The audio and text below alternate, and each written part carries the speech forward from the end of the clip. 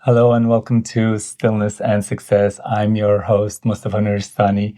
And today I've got an very interesting guest. He has been in radio since he was 18 years old.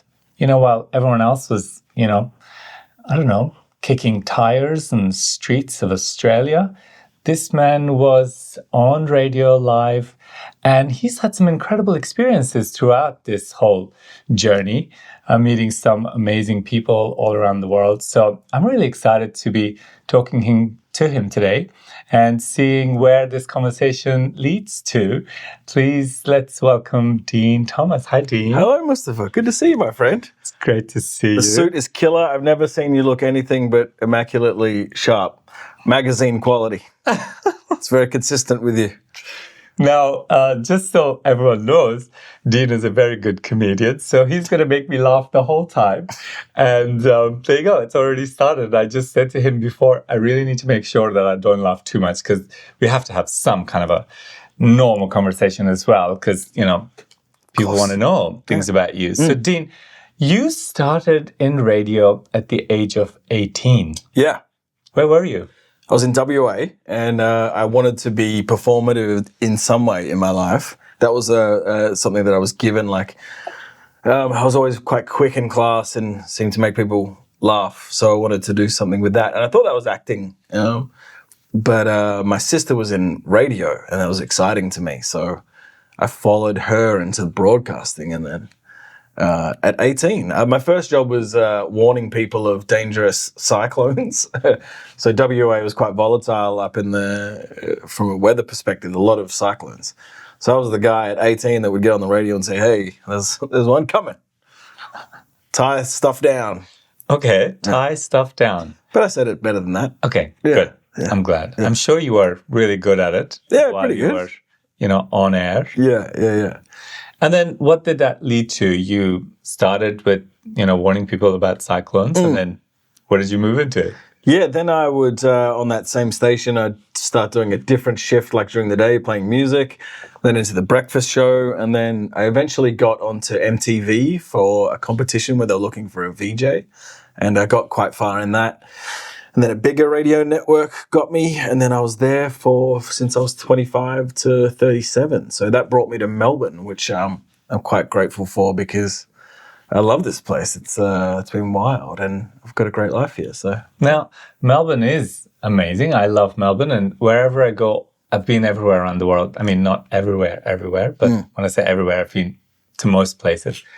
And whenever I come to Melbourne, as soon as I arrive, as soon as the plane lands, I just have this feeling that takes over, and I'm just like, I'm home. yeah, man, I get it.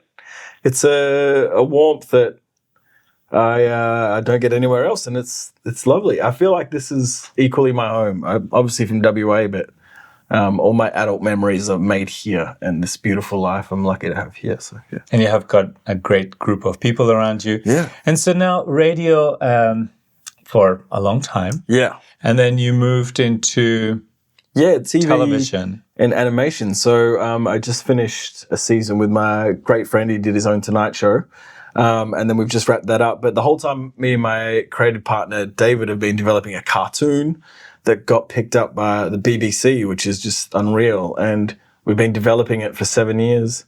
And it looks like there's a chance we might be going on to make it a bigger thing. So a lot of hard work and a lot of writing, a lot of creativity, and a lot of ups and downs because it's quite vulnerable when you're doing something that's got your name on it and it has to be good or to your own standard. Like that's how we define good if we like it. So yeah, man, it's been cool. So when you talk about standards and you say you have to, according to you, it has to be good, your standard. How do you set your standard? Oh, great question. Well, it's not set. It's an internal guide that I have. So I will be editing a scene and I'll know when it's right. And how does that work? What's the mechanic of that? As I said, it's like an internal voice of everything that I've consumed across my lifetime that has made me write a scene like this. until it's on screen what it looks like in my head or my partner David's head, it's not right.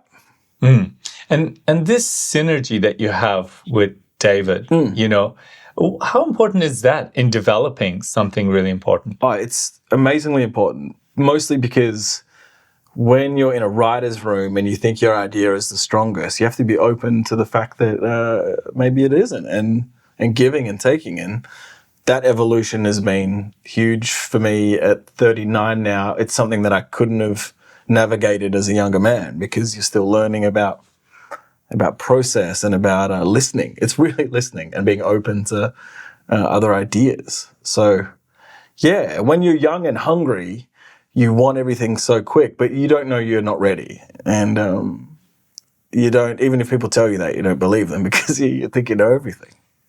But this thing is key, listening. And listening has to be on multiple levels, because you have to listen to your heart, you have to listen to your mind, your intellect, and then you have to also see what everyone else is in the room saying. And so all of that has to match. Yeah. And then magic happens. Yeah, we believe so. When you've got something, again, once we met our internal guide, it is magic. It's because it has the ability to connect with people. And that's why music is so magic, because it just connects us all. It's great. And I'm grateful that I've been given this gift and David's been given his gifts, because, we could have been born with other talents, like exceptional with woodwork or something, but this particular gift is so great. It's so fun. And just that universal feeling that we all get when we connect. Beautiful. And that universal feeling is so important, Dean, because like you said, it's universal. And if it's universal, then it needs to, when we are connecting to that level of universality, the individual needs to become very silent. And then that silence on that level of individual connects to that level of universal. And then you create.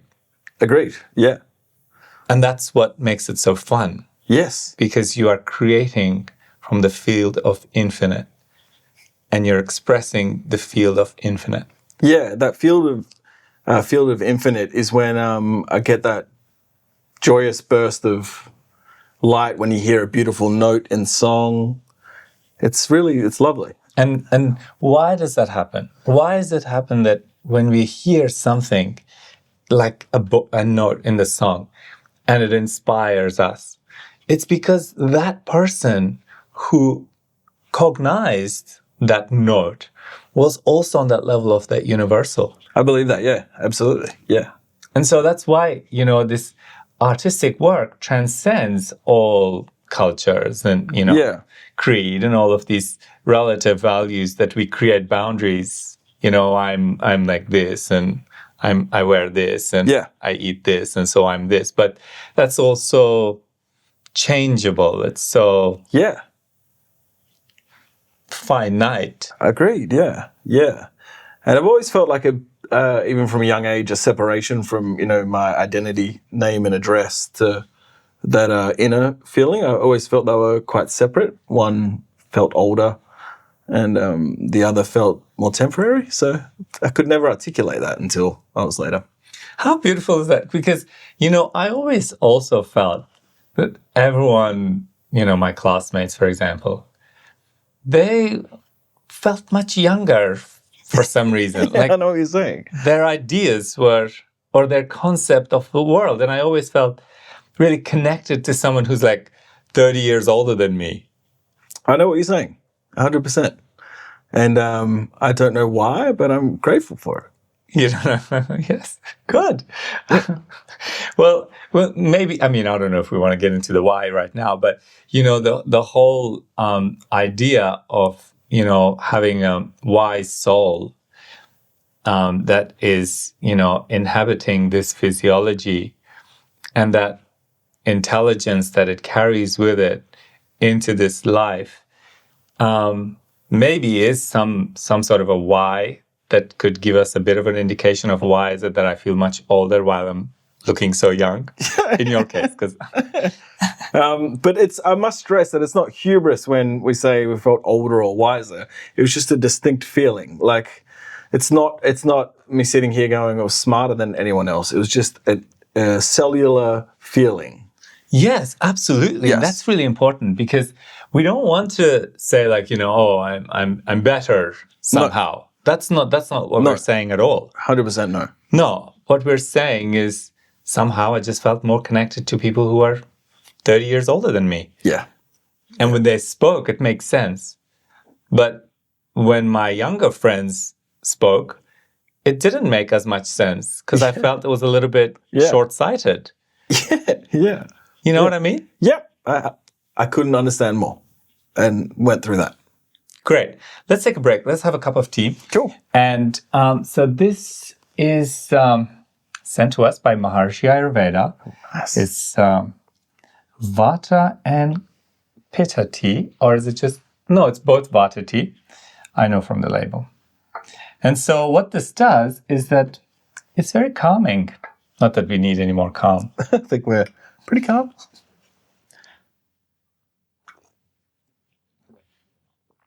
Delish. Isn't it good? Mm.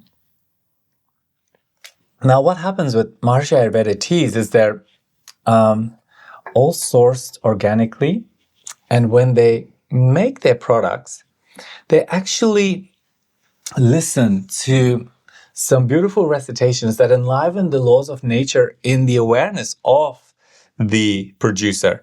So there's beautiful Gandharva Veda music in the background, and it's all a lot of bliss. Right. Because when you're making something, your attention is also making that thing. It's our attention that gives the energy and intelligence to whatever we make. And so this is what Maharishi Ayurveda tea is. It's very balancing, and that's why it's delish. I would like a suitcase of it, please. We might be able to organize something like that. What do you think?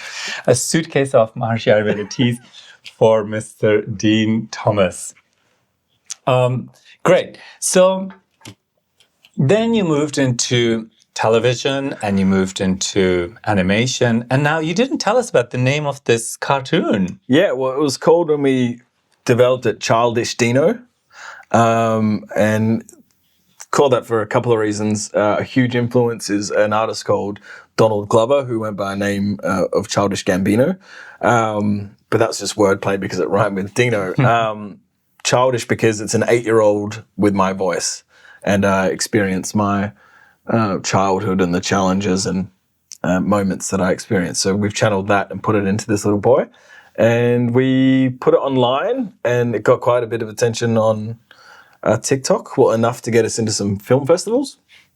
And then we got some development offers, which is beyond anything I shouldn't say beyond anything we could have imagined, because we did imagine that, but we're really grateful that the hard work we put in was seen and appreciated, and we continue to make it.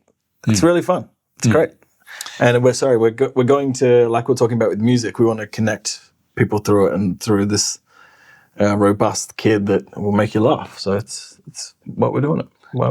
And so can people watch it? Is it? Yeah, you can watch these small episodes we made on TikTok if you look for Childish Dino. So you can absolutely see them all and enjoy them. Great. Childish Dino. Yeah, Deano. Yeah. Dean as in your name. Yeah, with an O. And no as in like... That's right. That's because you're Aussie and you're cool. Dino. Sure. So yeah, and now we're developing that to... They're only 5-minute episodes, so they're very short.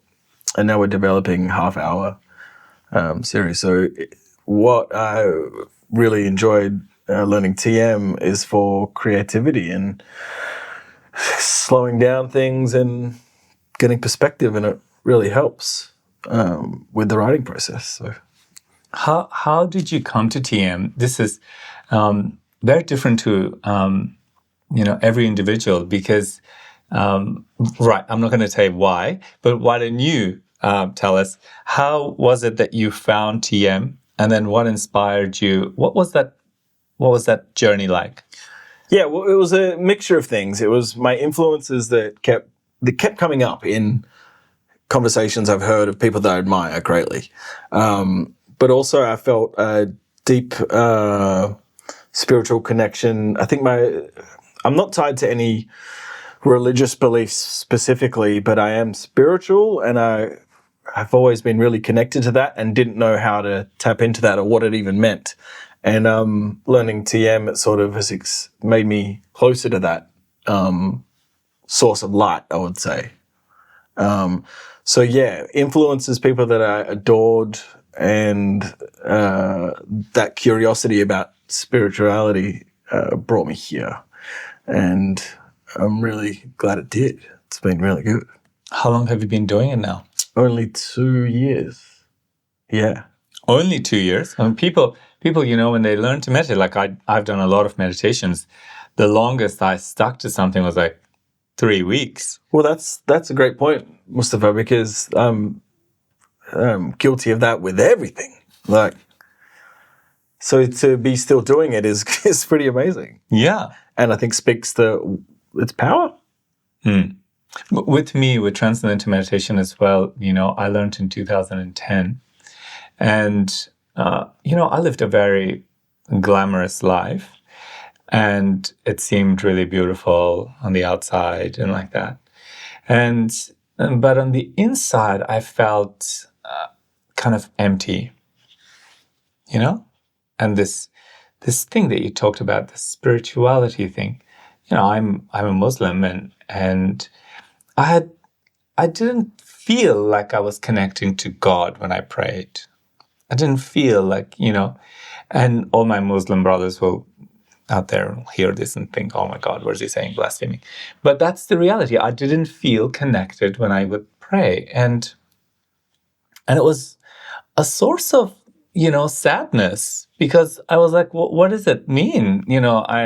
I suppose they have a God, and I have all of these scriptures that tell me all of these things about God and like that. But there's no way of experiencing God. Mm-hmm. And in Islam, God says that know yourself and then you will know me. And this knowing yourself is what you were talking about. Yeah. That what is this spiritual thing that I have? Yeah. That I tap into from time to time. I have experiences of this. Yes. This old soul inside me that is faceless, or it's unmanifested, I guess. Quality-less. Somehow it makes so much sense when it connects. I feel so much more clear. Yeah. I feel so much more inspired. Yeah. It's truly a special feeling, and it feels timeless and warm, and yeah, I think it's a real gift that I'm glad that I pursued this curiosity, because I wish I did it younger, to be honest. Yeah. That's what my wish was, because I was 25 when I did it, and I was like, oh, I wish I had this when I was at uni, or I wish I had this when I was in year 12. Yeah, or I wish I was just like, it was just so good, and as soon as I learned to meditate, I was in Cape Town, and Cape Town is very spiritually, set. It's just so beautiful because the mountains, majestic, and the ocean, and then the sunrise and the sunset. It was just so. And then as soon as I learned to meditate, within 10 days or 2 weeks or something, I had this great thirst to read the Quran. right. And I went, it's a story for another day, but I found the Quran. Yeah. And I read it. And it was the most amazing experience to be able to connect, and while you read the verse, have the experience of the verse. Yeah, that's amazing. That sounds great. What a gift for you. I was so grateful. I was falling on the praying mat and saying, thank you, God. Because, like a penny had dropped or something, or? Yeah. It was it was so incredible. And I think this is what you're talking about, because we don't know what it is. What is it that I have this thing inside of me? But all of a sudden, with TM, I'm connecting to it. Yeah, and for you, it's the Quran, and for me, it's It's not tied to any script in particular, and it still feels familiar. And yeah, it's so cool. Yeah. It's so cool.